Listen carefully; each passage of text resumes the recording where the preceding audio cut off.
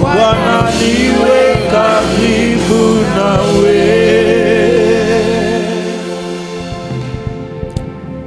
Seigneur, merci de nous garder près de toi. C'est là que nous sommes en paix et dans la joie. C'est là que nous avons la vie et c'est là que nous sommes réellement tes enfants. C'est près de toi que nous puisons la source et la force de tout ce que nous devons vivre ici sur la terre. Manifeste ta gloire au nom puissant de Jésus. Parle-nous et nous voulons t'écouter comme écoutent les disciples.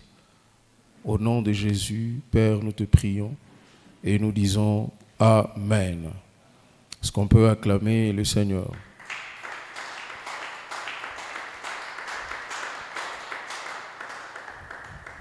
Gloire au Seigneur. Alors, nous allons devoir continuer avec notre sujet sur les saluts. En tout cas, pour cette période, il ne me reste que 2 points que je dois toucher. Et puis, peut-être, probablement, le mercredi prochain, on va complètement finaliser les sujets. Et puis, on verra comment le Seigneur va nous orienter. Nous bénissons le Seigneur pour le frère Fabrice qui est au milieu de nous. Bon retour. Alors, la fois dernière, nous avons parlé du salut qui est l'œuvre de Dieu. Et nous avons dit que cette œuvre est accomplie et achevée de Dieu et indestructible. Personne ni quoi que ce soit ne peut détruire ce salut. Et rappelez-vous de ce que nous avons vu quelques semaines passées. Nous avons même eu le temps d'échanger, de poser des questions pour qu'on essaye de comprendre certaines vérités. Il s'agissait de est-ce que quelqu'un qui est né de nouveau peut-il perdre son salut? Nous avons évoqué les sujets, nous avons échangé et je crois que nous avons trouvé des bonnes résolutions par rapport à ces sujets-là. Alléluia. Alléluia. Alors ce soir, nous allons voir les 3 étapes du salut. Il y en a 3. Je ne cesse de le rappeler régulièrement. Lorsqu'il s'agit du salut, nous voyons les saluts dans le passé, les saluts dans le présent, mais aussi les saluts dans le futur. Alléluia. Nous sommes sauvés pour les péchés passés, les péchés présents, mais aussi les péchés futurs. Et comme je ne cesse de le dire, ça ne donne pas une permission de vivre n'importe comment, ni de faire n'importe quoi, pour dire que je suis sauvé et puis rien ne va se passer. Il faut faire très attention avec la grâce. Dieu est souverain. Alléluia. Il a établi les lois lui-même et s'il doit les changer, c'est lui-même qui doit les changer. Nous nous basons sur ce qu'il a dit dans sa parole et nous exhortons, nous enseignons en fonction de sa parole.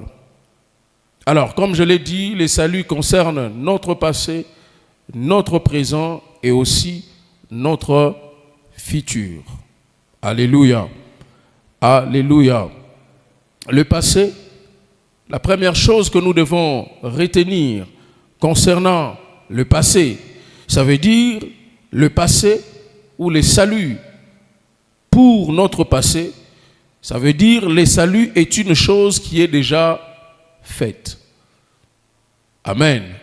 Donc c'est quelque chose que Dieu a déjà fait en Christ, au travers Christ.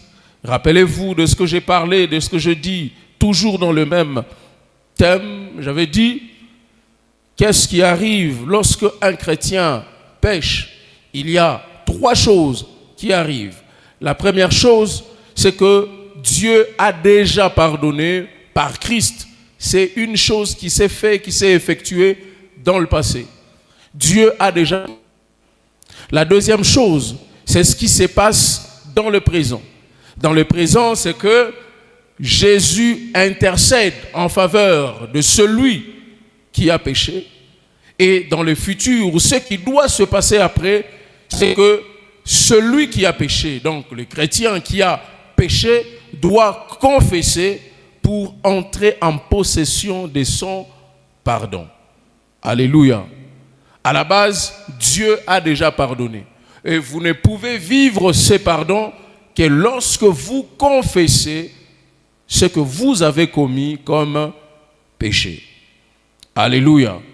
Donc la grâce est loin d'être une licence pour que quelqu'un puisse pécher ou vivre comme il veut. L'apôtre Paul l'a clairement signifié. Nous l'avons lu, je crois, dans Romains chapitre 5, le verset 20, et puis nous l'avons lu aussi dans Romains chapitre 6, le verset 1er et le verset 2. Romains chapitre 5, le verset 20, où l'apôtre Paul dit clairement, là où le péché a abondé, la grâce vient surabonder. Au chapitre 6, le premier et le deuxième verset, l'apôtre Paul pose la question et lui-même répond à cette question. Est-ce que c'est parce que nous avons dit que la grâce vient abonder ou surabonder sur le péché que nous devons continuer de vivre dans le péché? Il a répondu, il a dit, loin de là. Donc, la grâce n'est nullement une occasion ou une opportunité de faire ce que vous voulez ou de vivre comme bon vous semble. La grâce doit nécessairement nous rappeler ce que Christ a fait en notre faveur à la croix, ce que Christ a donné. Comme nous l'avons dit la fois dernière, ce n'est pas parce que la grâce est gratuite pour nous qu'elle n'a rien coûté pour Dieu. La grâce est gratuite pour nous, mais elle a coûté la vie du Fils unique de Dieu. Il a fallu que Dieu nous donne son Fils. Il a fallu que Dieu sacrifie son Fils. Et il a fallu que son Fils accepte de mourir à la place de tout le monde pour que ce salut nous soit parvenu d'une manière gratuite. Alors ne pensons pas que parce que la grâce est gratuite, qu'elle n'a rien coûté. Elle a coûté la vie de Jésus. Alléluia. Alléluia. Alors, le salut est une chose déjà faite, ce qui concerne le passé. C'est-à-dire, Dieu nous a déjà sauvés. Il nous a sauvés de tout ce que nous avons fait dans le passé. Il nous a fait grâce, il nous a pardonné, il nous a sauvés de tout ce qui s'est passé avant que nous ne puissions donner notre vie au Seigneur. Dieu a pardonné. Et je me rappelle, une fois nous l'avons dit ici, quand Dieu pardonne, il oublie. Il n'est pas comme les hommes qui te pardonnent, mais lorsque tu commettras le même forfait demain, ils vont facilement te le rappeler. C'est ça un être humain. Un être humain peut pardonner, oui, mais il oublie difficilement. Il y a déjà certains qui partent même sur les principes selon lesquels tu m'as coupé le bras, tu m'as demandé pardon, je te pardonne. Mais à chaque fois que je verrai mon bras coupé, je vais me rappeler de ce que tu m'as fait. Ce n'est pas tout à fait faux, cette manière de réfléchir. Mais Dieu a perdu son Fils. Il a accepté de donner son Fils. Et son Fils, lui aussi, a accepté de se sacrifier. Parce que la Bible dit, il a donné sa vie parce que personne n'avait le pouvoir de la lui arracher. Il a accepté de se donner volontairement pour que chacun d'entre nous ait la vie éternelle, ait le salut de la part de Dieu. Et donc, Dieu a donné le salut pour tout le monde, mais seuls ceux qui croient en Jésus ne peuvent le recevoir et vivre dans ce salut-là. Éphésiens chapitre 2, le verset 8, l'un des versets que nous avons tellement lu pendant cette période, parce qu'elle exprime la manière dont nous recevons notre salut et comment nous l'avons reçu. Éphésiens chapitre 2, le verset 8, vous êtes sauvés par la grâce. Vous êtes sauvés par la grâce, par la foi. Et cela ne vient pas de vous, c'est le don de Dieu. Vous êtes sauvés par la grâce au moyen de la foi. Cela ne vient pas de nous. Cela ne vient pas de nos efforts. Cela ne vient pas de nos sacrifices, mais c'est un don de Dieu. Le don que Dieu nous a donné. De Timothée chapitre 1er, le verset 9 et le verset 8 et le verset 9. De Timothée, le verset 1er, le chapitre 1er, le verset 8 et le verset 9. Dieu nous a sauvés et nous a appelés d'un saint appel. Non seulement nos œuvres, mais selon son propre dessein et sa propre grâce qui nous a été donnée dans le Christ Jésus avant les temps de siècle. L'apôtre Paul, dans le texte, montre comment Dieu a répandu son salut. C'est déjà quelque chose que Dieu nous a donné. Et il insiste sur le fait que ce n'est pas par nos œuvres, ce n'est pas à cause de nos œuvres. Puisque s'il faut que nous puissions rentrer dans nos œuvres passées, personne ne serait sauvé, ou personne ne sera sauvé. Alléluia. Alléluia. Alors, ne pense pas que tu es sauvé parce que tu pries beaucoup. Tu es sauvé parce que tu viens régulièrement à l'église. Tu es sauvé parce que tu fais du bien. Dieu t'a sauvé par la grâce au moyen de ta foi en Jésus. La foi en la résurrection et en la mort de Jésus. Ces deux versets que nous avons lus nous montrent les saluts comme une chose déjà faite par Dieu. Vous êtes sauvés, vous avez été sauvés. Dieu nous a sauvés et nous a appelés. Ça montre les deux choses. Ça montre les choses qui sont déjà faites. Ça montre que c'est un cadeau que Dieu nous a donné. Un cadeau que Dieu a donné à l'homme et l'homme n'a que sa foi pour l'accepter.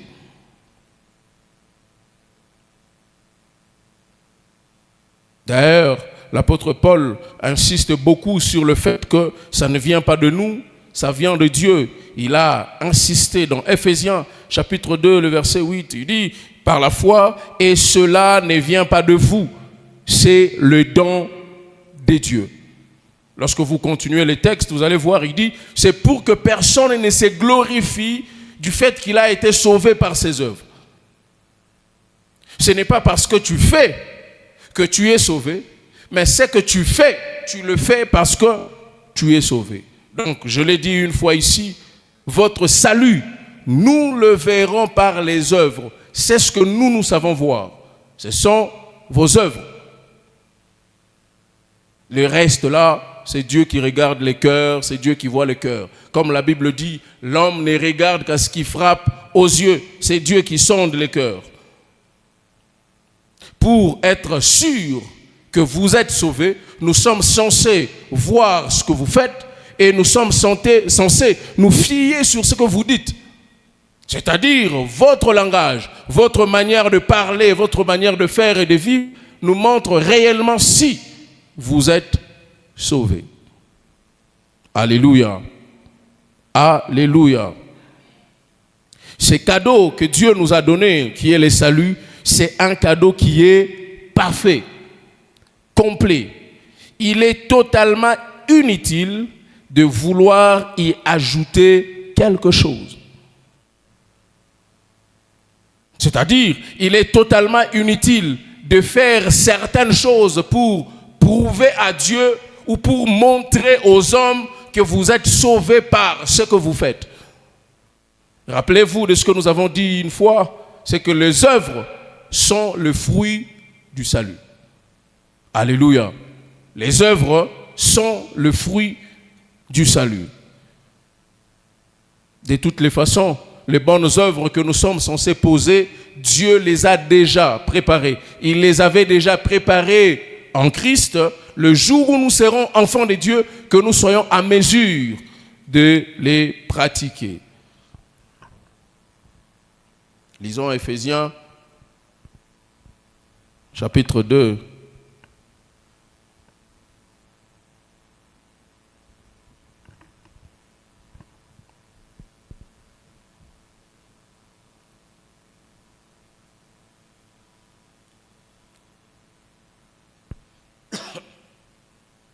Éphésiens, chapitre 2.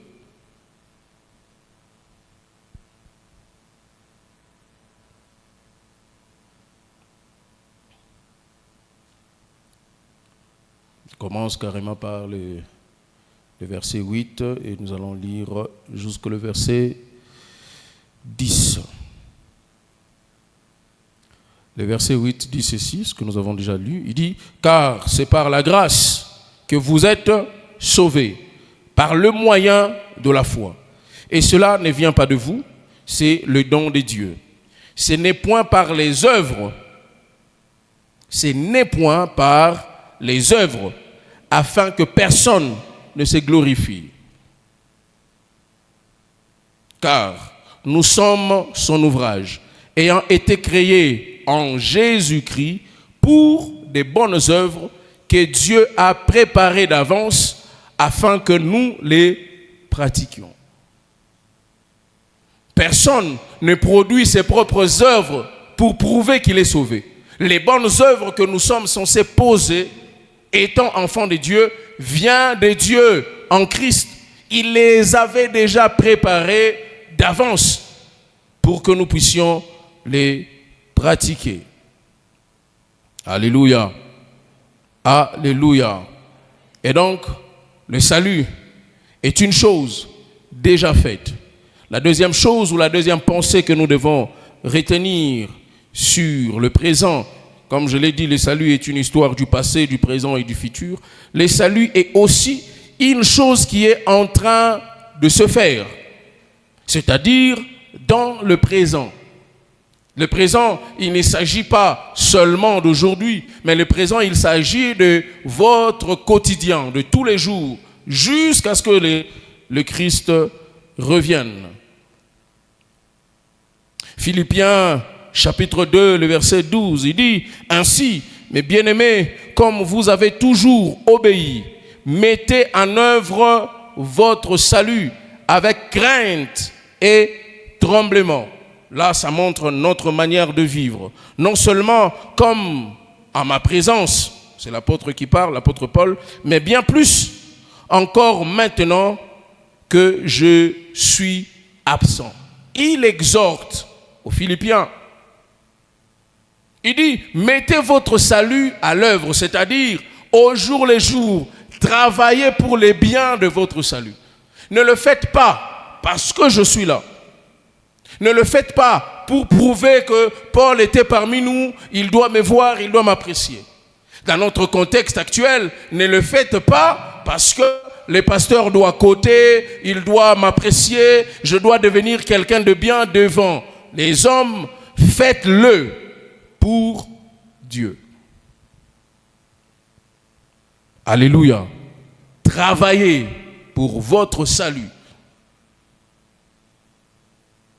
Faites ce que vous êtes appelés à faire pour la gloire de Dieu, non pas pour impressionner les hommes. Faites ce que vous êtes appelés à faire pour Dieu, non pas pour que les hommes vous applaudissent. La question nous est demandée, ou je la demande souvent, qu'est-ce que vous faites? Qu'est-ce que vous pensez? qu'est-ce que vous pensez faire pour Dieu lorsque vous êtes seul à seul avec lui dans votre chambre alors qu'il n'y a personne d'autre avec vous?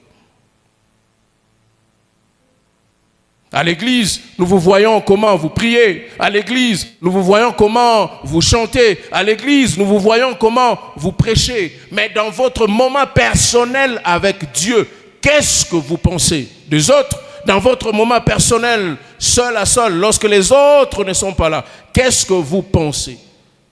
Est-ce que ce que vous faites en public, c'est la même chose que vous faites en privé?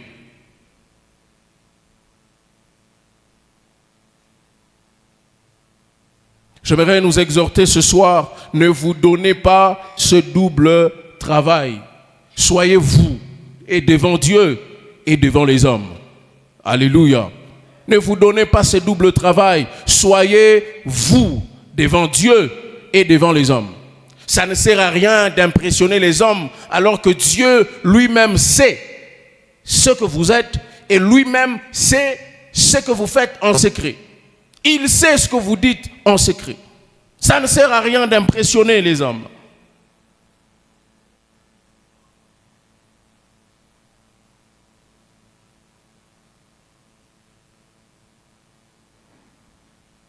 Il dit, comme vous avez toujours obéi parce que je suis là.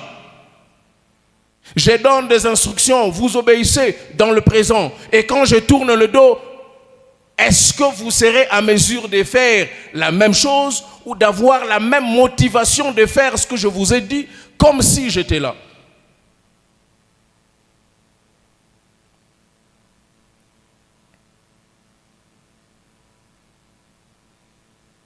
Mettez en œuvre votre salut avec crainte et tremblement, non seulement comme en ma présence, mais bien plus encore maintenant que je suis absent. Ça montre que quand Paul faisait cette lettre, il n'était plus avec les Philippiens. Et là, il est en train maintenant de les exhorter. Continuez à faire les mêmes choses que vous étiez en train de faire quand j'étais là.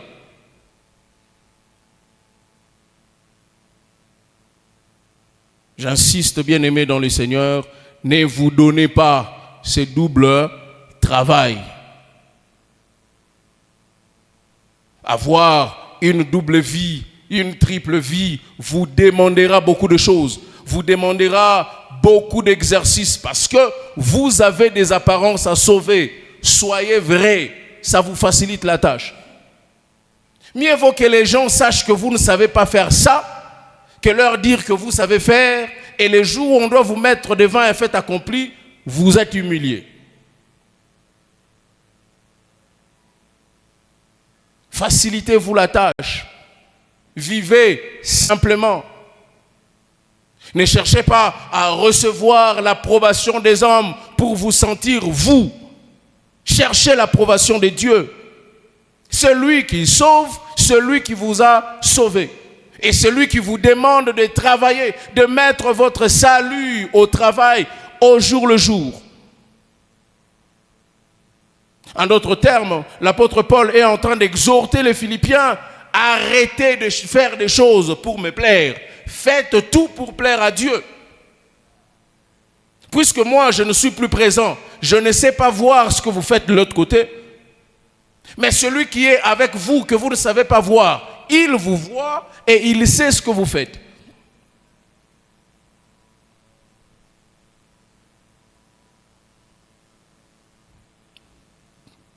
Timothée, 1 Timothée chapitre 6, le verset 12, il est écrit, combat le bon combat de la foi, saisis la vie éternelle à laquelle tu as été appelé. Combat, le bon combat. Saisis la vie éternelle à laquelle tu as été appelé. J'aimerais dire à quelqu'un, ne sois pas sur la terre, ne pense pas être enfant de Dieu, combattant au nom de Dieu, alors que tu es en train de te battre bizarrement contre Dieu. Combat le bon combat.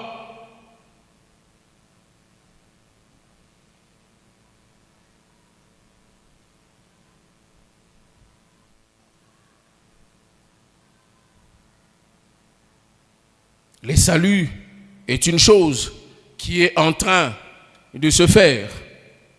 Et il s'agit de notre présent ou de notre quotidien. Combat le bon combat. Ne pense pas que lorsque tu as les acclamations des hommes, il en est de même avec Dieu. Tout ce que nous devons nous rassurer, c'est de savoir si Dieu est avec nous, c'est de savoir que ce que nous sommes en train d'entreprendre là, Dieu est de notre côté. Sinon, vous risquerez d'être comme ceux-là qui étaient en train de combattre les apôtres à la première heure de l'église. Je me rappelle, c'est Gamaliel qui les appelle. Il dit, les amis, ce que vous êtes en train de faire là, je vous le déconseille. Pourquoi? Parce que je sais que ces genres de mouvements sont bizarres. Les gens que vous êtes en train de combattre aujourd'hui, parce qu'ils sont en train de parler de Christ. Si vraiment Christ est le Seigneur, ça va se savoir. Pourquoi? Parce que nous avons vu des gens qui se sont autoproclamés de Dieu et leur mouvement est passé. Gamaliel a été clair dans son langage. Il a dit, arrêtez de faire ce que vous faites de peur que vous soyez en train de combattre Dieu.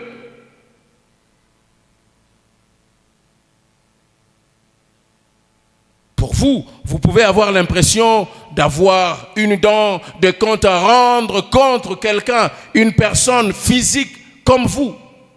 Mais faites attention, vous risquerez d'être en train de combattre Dieu. Et personne ne peut se battre contre Dieu et vaincre. Alléluia. Combat, le bon combat. Donc chaque jour qui passe, tu as un travail à faire. Veillez sur toi-même. Prends le temps de veiller sur ta relation avec Dieu. Essaye d'abord de mettre la vie des autres de côté. Concentre-toi. Est-ce que chez toi, ça va avec Dieu? Je le répète, bien-aimé dans le Seigneur, ça ne sert à rien de paraître quelqu'un de bien devant les hommes. Notre vie n'est pas que charnelle, notre vie est aussi spirituelle. Le spirituel, c'est tout ce que tous les hommes ne savent pas voir. Mais ce qui est physique, tout le monde peut le voir. Quelqu'un peut être en train de rigoler, de sourire, alors que dans son cœur, il est fâché. Quelqu'un peut être de vous raconter des histoires, alors que dans son cœur, il est en train de penser à autre chose. La vie que nous menons sur la terre et que nous devons mener sur la terre n'est pas que physique. Ne regardez pas seulement à des choses qui marchent aujourd'hui.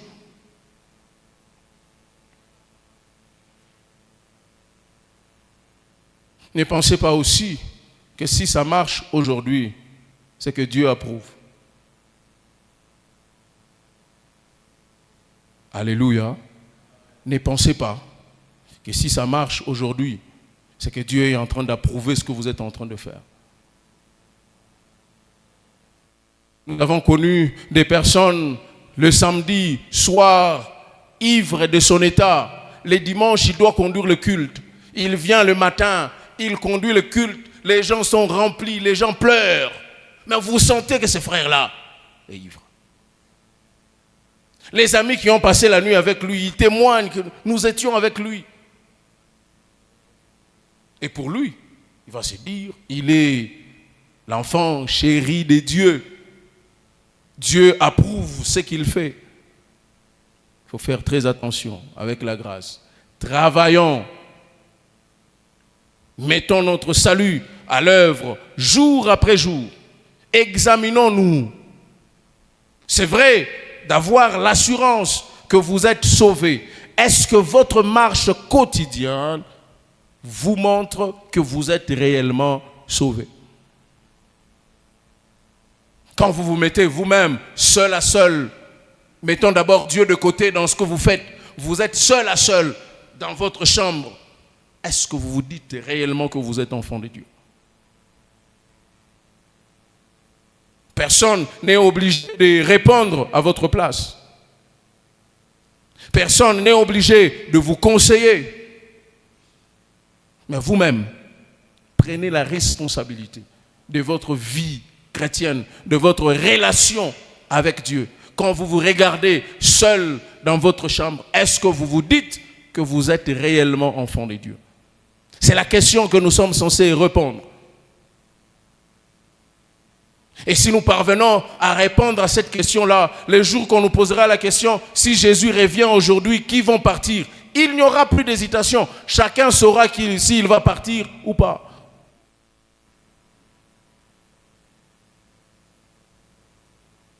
Le salut est une chose qui est en train d'être faite aujourd'hui, dans le présent. Ça vous exhorte, ça nous interpelle à prendre conscience de ce que nous sommes en train de faire au présent. Je crois l'avoir déjà dit ici une fois. Aujourd'hui, ce que nous sommes, ce que nous vivons, c'est en partie les résultats de ce que nous avons sémé hier. Et ce que nous sommes en train de vivre aujourd'hui peut être les résultats de ce que nous allons vivre demain.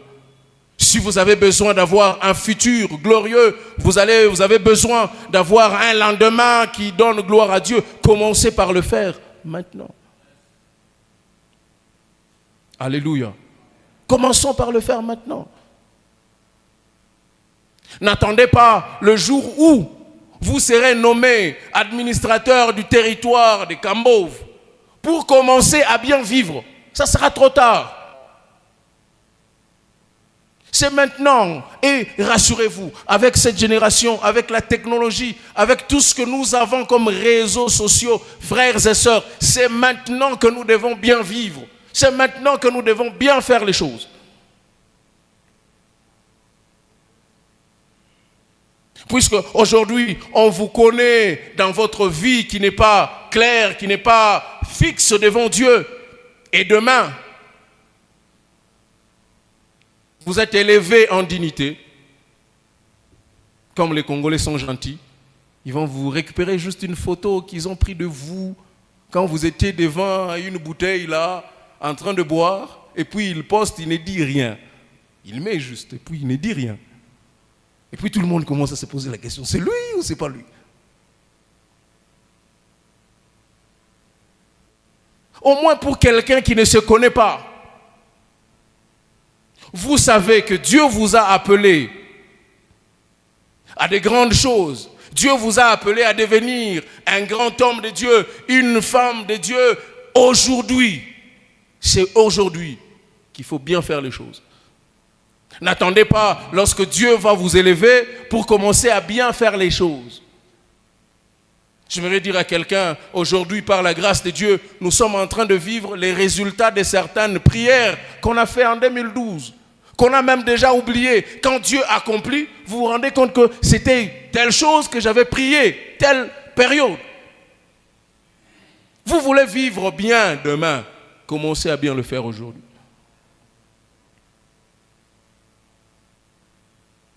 N'attendez pas demain, tapis rouge. Vous pensez que les gens qui vivent avec les tapis rouges, ils passent sur les tapis rouges, quand on leur débat leurs histoires dans le passé, ils n'ont même pas le goût de continuer à faire ça. D'un côté, on vous respecte, de l'autre côté, il y a toujours quelqu'un là qui te met la pression. Si tu ne donnes pas autant, je vais publier. Alléluia.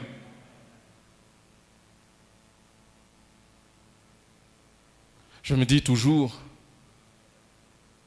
avant que les gens ne te prennent au sérieux, commence par te prendre au sérieux aujourd'hui. Avant que les gens commencent à te prendre au sérieux dans ce que tu vas devenir demain, toi, c'est aujourd'hui que tu dois commencer à te prendre au sérieux. Si tu ne te prends pas au sérieux aujourd'hui, rassure-toi, même demain, il n'y a personne qui ne te prendra pas au sérieux.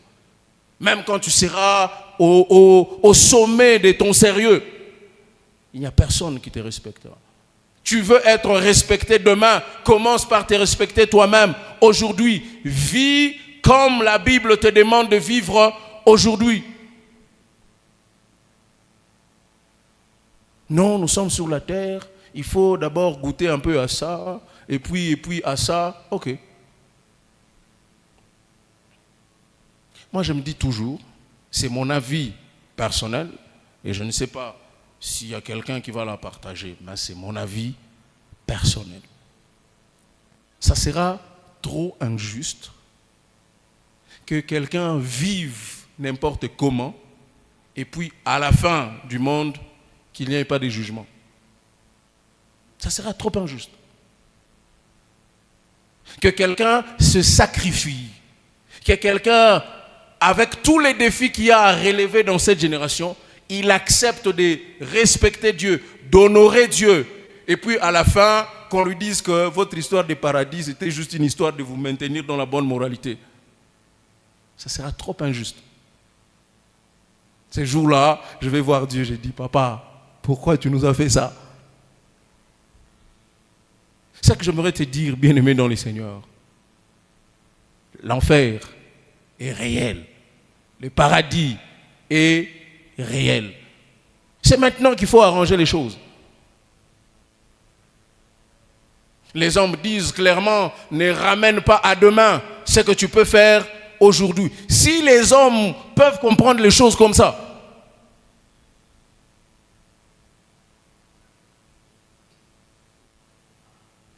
je me rappelle de la petite histoire, je crois que je vous avais déjà raconté ça une fois. Un homme qui regarde les gens qui sont en train de mourir dans son quartier, puis il prend conscience qu'un jour, lui aussi va mourir. Il pose la question, il dit à Dieu, est-ce que c'est possible de me prévenir? Même quelques jours avant ma mort, comme ça tu me préviens. Dieu lui a dit, ça va, il n'y a pas de problème, je vais le faire. 2 semaines avant sa mort, son voisin de gauche est décédé. Il pleure, il part enterrer. 1 semaine avant sa mort, son voisin de droite est décédé. Il pleure, il part enterrer.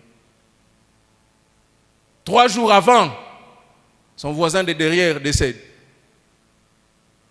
Et lui, il est toujours dans...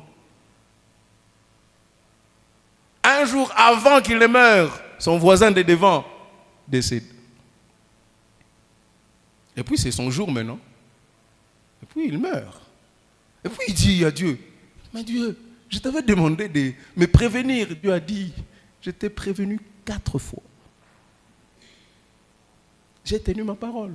Tu pensais que j'allais venir te dire, bon, tu vas mourir demain, prépare-toi. Tu m'as posé la question concernant la mort. Je te préviens par la mort. Lorsque l'autre meurt, ça doit t'interpeller que demain, ça peut être moi. Comme ça, je commence à bien faire les choses aujourd'hui.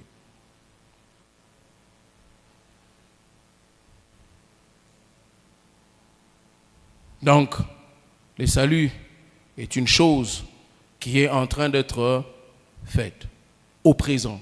Travaillons.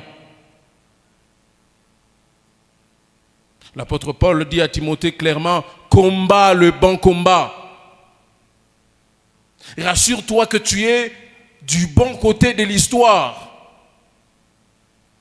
Ne sois pas quelqu'un qui se lance dans un mouvement populaire seulement parce qu'il y a beaucoup de gens, seulement parce qu'il y a beaucoup de gens qui soutiennent telle personne, seulement parce qu'il y a là-bas on donne ça, là-bas on fait ça.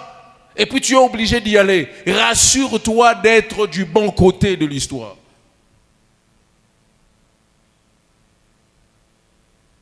Rassure-toi d'accepter d'être même seul dans ton coin et avoir Dieu de ton côté.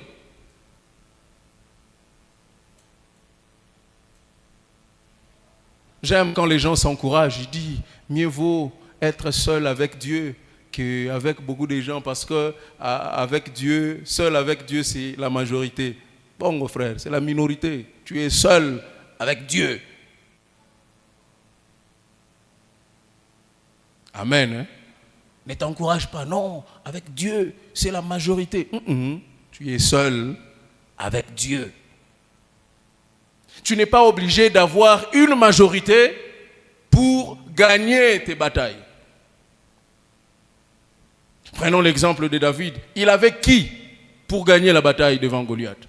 Il n'avait que Dieu. Toute l'armée d'Israël était en train de l'observer et prêt à fuir si on le tuait.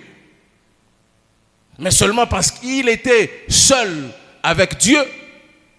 Rien à voir avec la majorité. Il était seul. Dieu veut qu'on sente ça.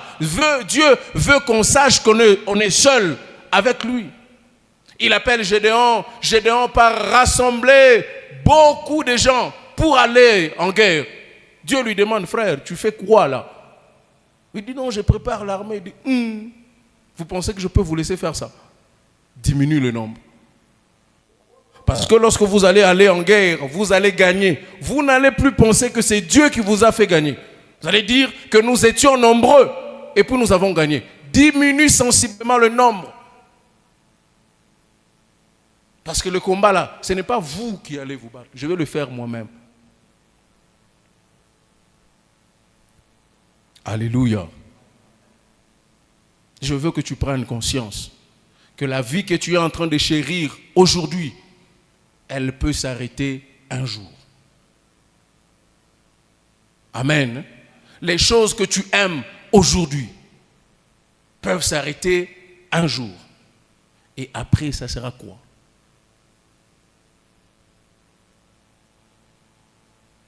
Oh non, qu'est-ce qui se passe aujourd'hui? Je ne vous fais pas peur.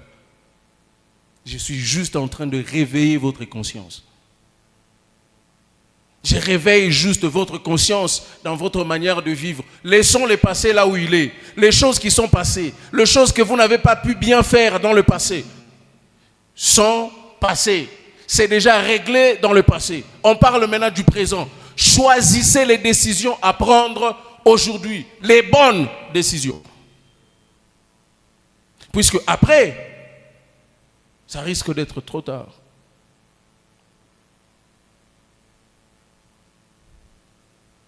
Je ne sais pas si quelqu'un s'est déjà imaginé un jour que ce monde va continuer à fonctionner sans lui.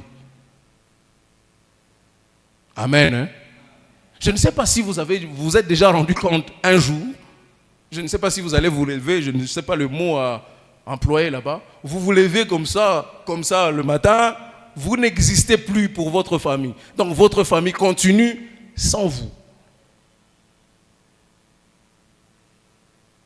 Essayez maintenant de réfléchir à ça. Vous allez vous rendre compte que vous avez intérêt à bien faire les choses aujourd'hui. Tu as choisi de servir Dieu. Tu as accepté de suivre Dieu. Frère, sœur, fais-le sincèrement. Tu as accepté de marcher avec Jésus, peu importe ce qui va arriver. S'il te plaît, fais-le sincèrement. Alléluia. Alléluia. Servons Dieu sincèrement. Honnêtement.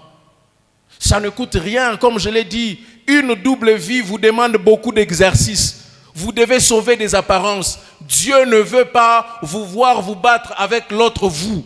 Soyez simplement vous, comme vous êtes devant Dieu. C'est suffisant. Même si les hommes n'aiment pas ce que vous êtes devant Dieu, Dieu est d'accord. Et celui qui bénit. Alléluia. C'est Dieu qui bénit. Même si les hommes n'aiment pas ce que vous êtes devant Dieu. Soyez ce que Dieu veut. Soyez ce que Dieu demande. Cela implique votre implication, permettez-moi, aujourd'hui dans ce que vous faites.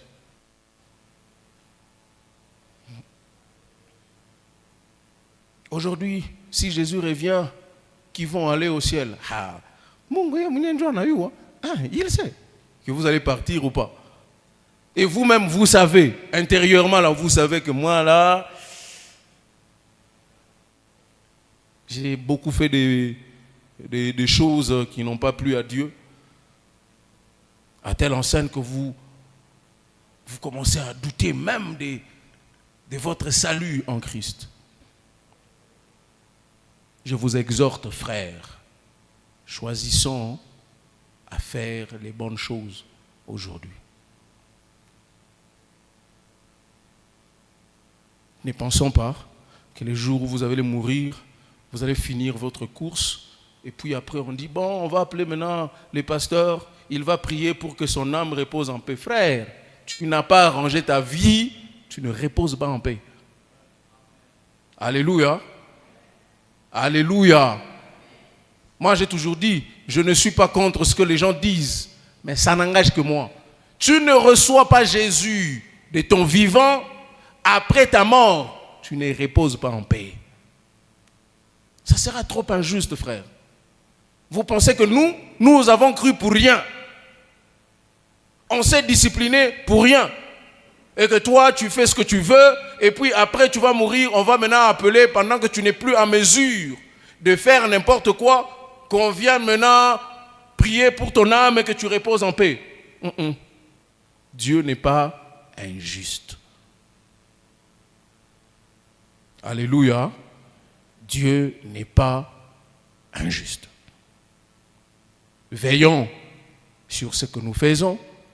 Veillons sur comment nous vivons aujourd'hui. Sa part, Dieu l'a déjà fait. Il a donné les saluts. Vous avez cru. Honorez Dieu par votre manière de vivre. Faites la volonté de Dieu par la qualité de votre vie. Ça rend fier Dieu. Si Dieu pouvait se vanter de quelqu'un comme Job, il se vante devant le diable. Est-ce que tu as remarqué, même pas tu as vu, est-ce que tu as remarqué mon serviteur Job? C'est un homme intègre. Est-ce que Dieu peut le dire pour quelqu'un aujourd'hui?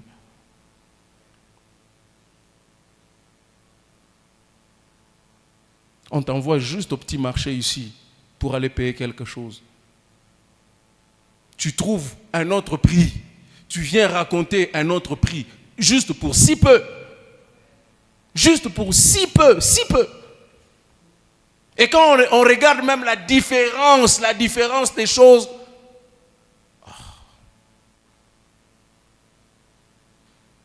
pour si peu.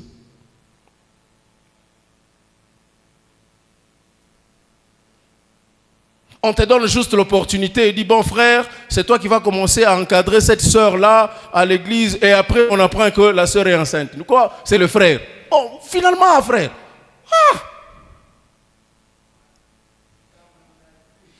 S'il vous plaît, c'est maintenant que nous devons vivre bien les choses. C'est maintenant. C'est maintenant que nous devons arranger notre manière de faire les choses.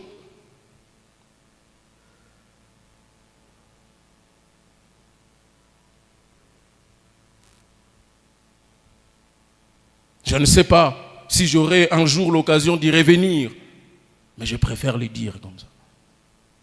Si je ne vous le dis pas, ça sera peut-être un péché pour ma part. Apprenons à être sérieux.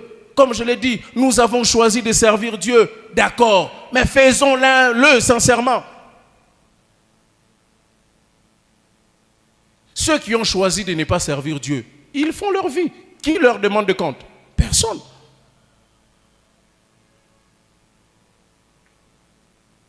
Je vous exhorte, frères, combattez le bon combat.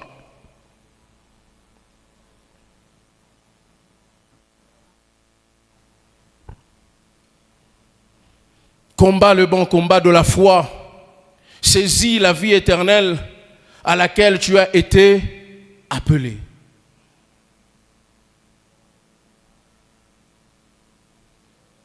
Saisis la vie éternelle. La vie éternelle est là. Elle t'est offerte. Au lieu de saisir la vie éternelle, tu te lances d'abord dans la vie de tout le monde et puis...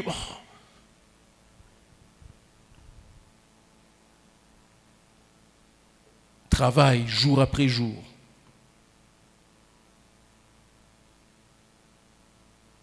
J'aime les livres d'Apocalypse. Il dit, un texte qui dit, celui qui se sanctifie continue à se sanctifier. Mais celui qui se souille, qui pêche, continue à le faire. Et à la fin, chacun aura sa récompense. À la fin, chacun aura sa récompense. Par moments, il y a certaines choses, nous les disons à notre honte. Ce sont des choses qu'on ne devrait même pas faire mention à l'église. Vous voyez des gens qui sont en retraite et puis quelqu'un donne un communiqué, on m'a volé un téléphone. À l'église, retraite, téléphone volé, et puis tu as prié.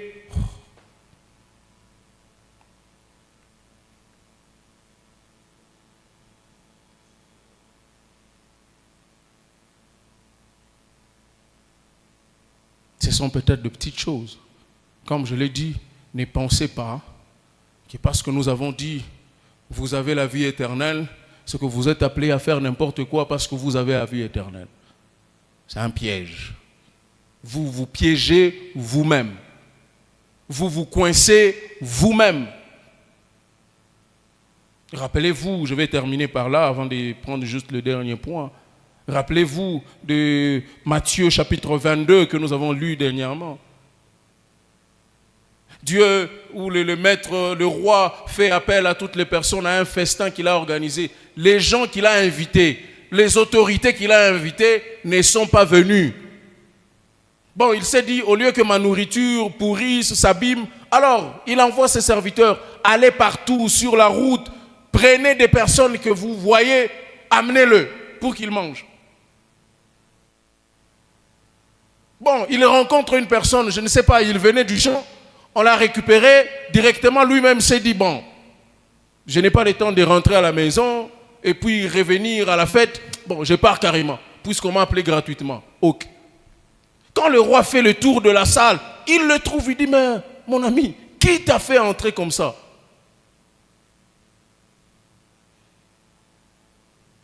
Est-ce qu'il y avait un code vestimentaire? Non. Mais ce n'est pas parce qu'on vous a appelé gratuitement que vous devez venir n'importe comment. Prenez au moins le temps de vous arranger. Prenez au moins le temps d'être présentable. La grâce, elle est gratuite. Mais le jour où Christ reviendra, est-ce que nous serons présentables devant Christ? Lui-même, il s'est posé la question, est-ce que je trouverai encore la foi lorsque je reviendrai?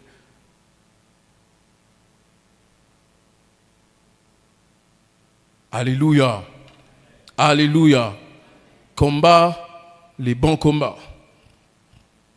Nous sommes sauvés, donc délivrés de la puissance du péché. Cette délivrance n'est pas théorique, elle est bien réelle.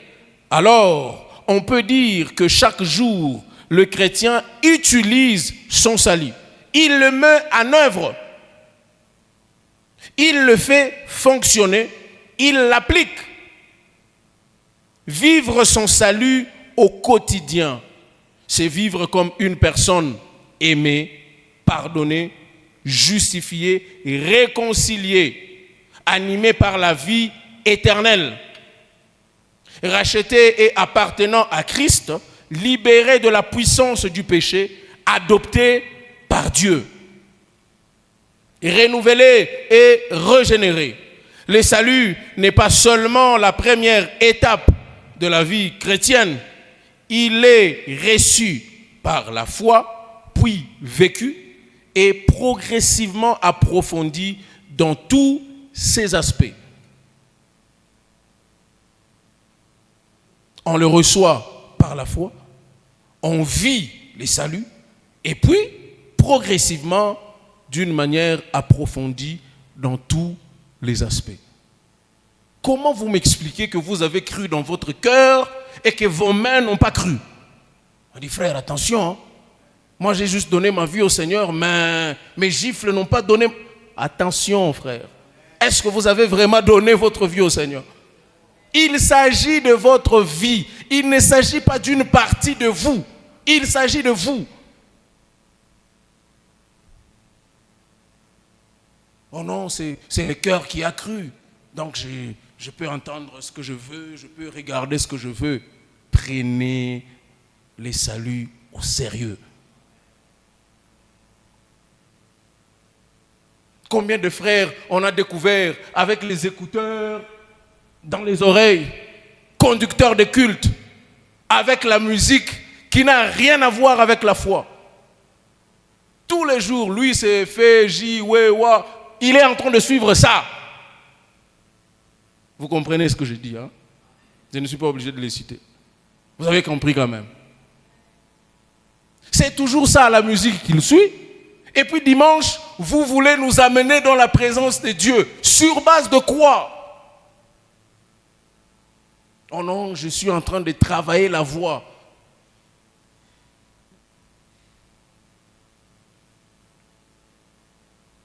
Soyons sérieux dans ce que nous faisons.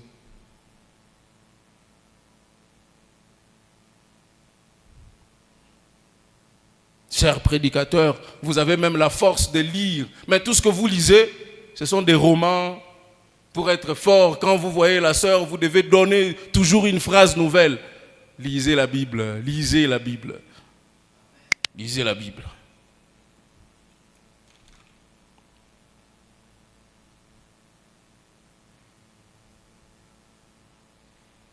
Le salut n'est pas une histoire d'une partie de vous.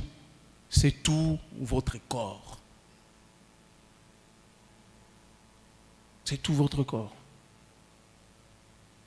Je me rappelle d'un cantique, là, j'espère que vous allez vous rappeler de ce frère-là qui chantait que tu es allé trop près de la frontière. Les chantres peuvent se retrouver. Tu es allé trop près de la frontière. Tu sais que toi, tu as déjà arrêté de faire ce genre de choses. Pourquoi tu fréquentes ce genre de milieux? Et puis non, est-ce que Dieu t'a envoyé là-bas?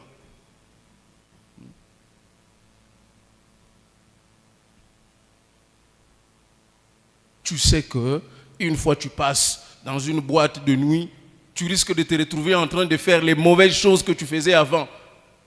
Tu pars tester ta foi là-bas. Ok. Tu vas rentrer à zéro. Et puis tu vas commencer à te culpabiliser pour rien. Et puis Dieu sera Dieu, restera Dieu sur son trône. Et puis il te regarde. Il ne t'abandonnera jamais. C'est toi qui l'as abandonné. Tu as voulu aller tester si tu es encore fort. Ce n'est pas pour rien qu'on nous appelle enfants de Dieu. C'est-à-dire, il y a certaines choses que nous ne sommes pas censés faire parce que nous sommes enfants. Vous êtes parents pour ceux qui le sont. Vous êtes parents. Est-ce que parce que c'est votre enfant, il a besoin de prendre le couteau et puis faire ce qu'il veut, vous êtes obligé de le lui donner seulement parce que c'est votre enfant? En tout cas, là, vous êtes spécial. Si c'est ce que vous faites, vous êtes spécial. Le premier réflexe, c'est de récupérer d'abord le couteau. D'ailleurs, sans faire de mouvements brusques. S'il vous plaît. Il y a un Dieu qui est dans les cieux et il voit ce que les hommes ne voient pas sur la terre.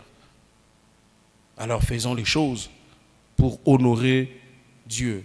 Rappelez-vous de 1 Corinthiens chapitre 10, verset 31, qui disait « Soit que vous mangiez, soit que vous buviez, soit que vous fassiez quelque autre chose, faites tout pour la gloire de Dieu. » Et le troisième point pour parler du futur, le salut est aussi une chose qui se fera dans le futur.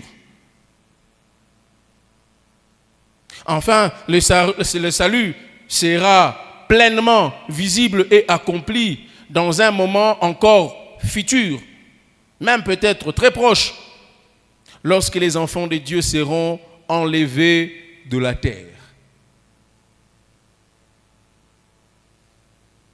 Alléluia. Notre salut sera parfait là-bas, sans péché, sans quoi que ce soit.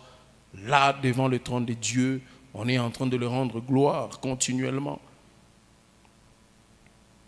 1 Thessaloniciens, chapitre 4, le verset 16, le verset 17. Le Seigneur lui-même a un signal donné à la voix d'un archange et au son de la trompette de Dieu descendra du ciel et les morts en Christ ressusciteront premièrement, ensuite nous les vivants